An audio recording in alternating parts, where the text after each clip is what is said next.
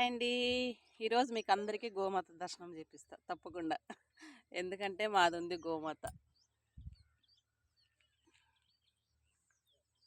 చాలా బాగుంది కదా. గోమాత దర్శనం చేసుకోవాలంటే ఎంత అదృష్టం ఉండాలి కదా. మాదేనండి, ఎప్పుడు మాతోనే ఊర్లో ఉంటుంది. మా మరిది గారు చూసుకుంటారు. ఊరు వచ్చినప్పుడల్లా అలా గోమాత దర్శనం చేసుకుంటా ఉంటాను నేను.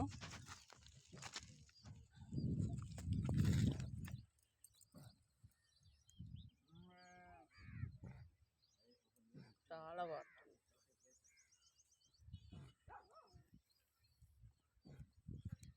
చూడి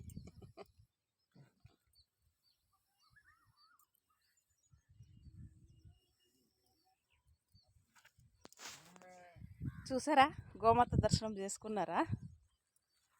పడుకొనింది లేరా, పడుకొనింది లేపించాను చూడండి.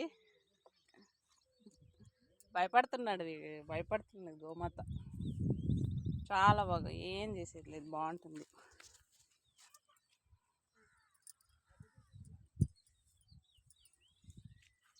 మళ్ళీ అబ్బాయి పుట్టాడు, బెదిరిపోతాడు వీడు. నంది పుట్టాడు, బాగున్నాడు. రీసెంట్గానే పుట్టాడు. అయింది అప్పుడే 2.5 మంత్ అయింది వీడు పుట్టి. చాలా బాగున్నాడు కదా. గోమాత నంది దర్శనం చేసుకున్నారా మీరు? మావేనండి.